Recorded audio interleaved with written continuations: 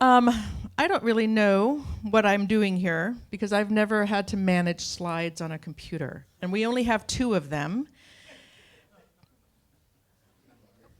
Do you have any? We gave them to the tech department, and I don't know because I didn't do it. I don't know either. Okay, well, I can talk about it very well. Um, one of the, I don't know what happened to them either.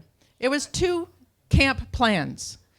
It was a camp plan that had RVs all the way down the street this way and created a wall, and all the way down this street and created a wall, and about a little bit of interactivity right here on the front. It wasn't in the middle, but you could see it. But you had to go 400 feet. So if you were here, you walked 200 feet of wall, 400 feet of wall, 50 feet of wall, and you found the door. Yuck. We don't like it. The second camp plan took all those RVs and potted them. Pulled it in from the street so there's room for bike parking. You had 4 RVs sort of like potted together, creating your private space. And it was potted like in, if I remember correctly, 6 pods. The whole camp was very inviting. There was room for parking. There was room for pretty creative looking things, signs that say, yes, we do want you to come in, versus an RV that says, fuck you, we don't want you really here. When you get bigger, your job is harder. So it's a catch-22. We're good, more people want to be with us. It's more expensive to do what we do. We need more people to do it. We need more room. You have to think of yourself as multiple little camps. You have to think of, yes, you get bigger, it is harder to present. Rich is here, my cohort in MAP camp plans. And that is the whole thing that I'm presenting to you today, is how can you have a larger camp that has 2 frontages, maybe even 3. How can you make your whole camp do what Stuart said? And I am physically depressed walking from the Esplanade down to A with RVs on either side of me. I mean, how do you feel about it? I mean, do you like that? I mean, really, hands up, who likes that? Well, good. I got that. All right. I think that I really am talking to the choir. I'm singing to the choir. Is that the term? And there's preaching. Absolutely. I don't even think there's much else to say, and Rich has his hand up. So that means he needs a microphone. We have microphone people running around. Get Rich. Placer. Hi everyone.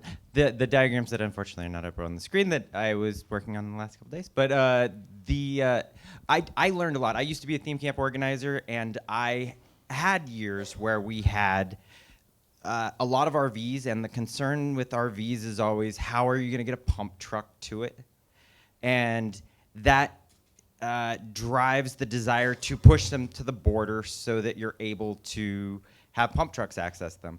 They're also seem a convenient thing to have on the border because they provide some sort of a wind block, kind of hypothetically, and it does for a little short period of time. What in trying to figure out better ways to organize RVs, I was going through tons of different strategies in the last day and a half of just organizing them in different ways. And what Sweet Thing was describing of these pods, essentially if you take 4 RVs and you put them in a square and make a little courtyard, the density of RVs that you can fit in your camp significantly increases. I was shocked at how many more RVs I could fit in a smaller space by making a series of small courtyards. And that, I think, accomplishes the goal that a lot of people, that myself included, had by walling off the perimeter of giving some sense of privacy on an interior.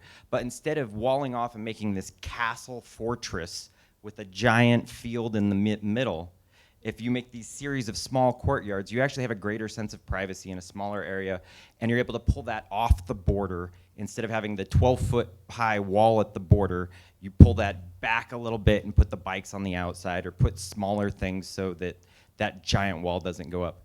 It seemed counterintuitive to me that I would be able to fit more, and I was able to fit more and still get pump access to every single one of the trucks by doing little courtyards with 4 RVs. And that is why he's my partner. Thank you, Rich. So think about access, think about invitation, think about what you are presenting to fellow burners in the camp. And yes, bigger is harder. And congratulations for being so popular, and now your job is much more difficult. And here you are on a Saturday in the rain, and we're helping you do it.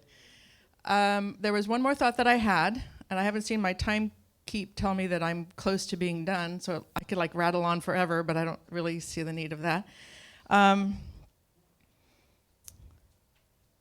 People, size. Think about when you are making your camp plan, where are your cars going? Where are people's bikes being parked?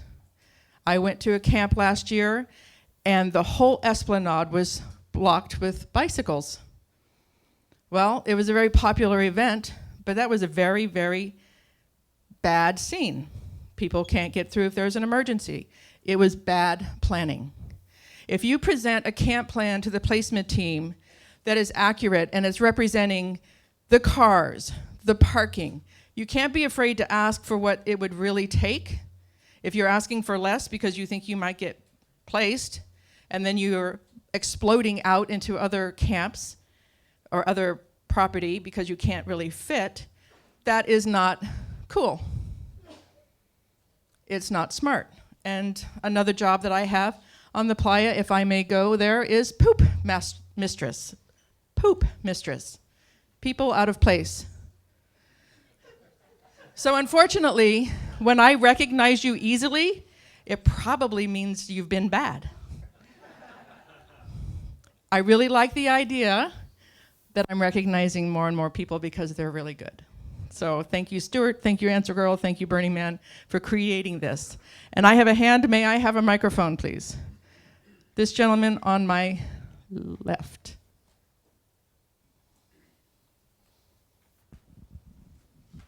This year's questionnaire doesn't allow us to ask for a particular amount of space based on our needs. It only asks us how many people we're, and then it gives us a number. Excellent observation. If you are, we tried to simplify the questionnaire. And if you have so many people, I have another hand up on the other side. If you have so many people, then the average space need is this.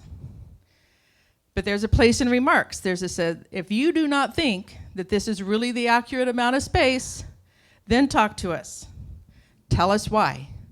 Because we have a 100 by 150,000 square feet beautiful tent. Okay, then we'll understand. I wanted to touch upon this questionnaire, and I want to touch upon a couple of really common things that I'm not sure everybody understands or knows. If you say I'm 300 people, and it says you need, and these are not the right numbers, so don't quote me and don't write it down.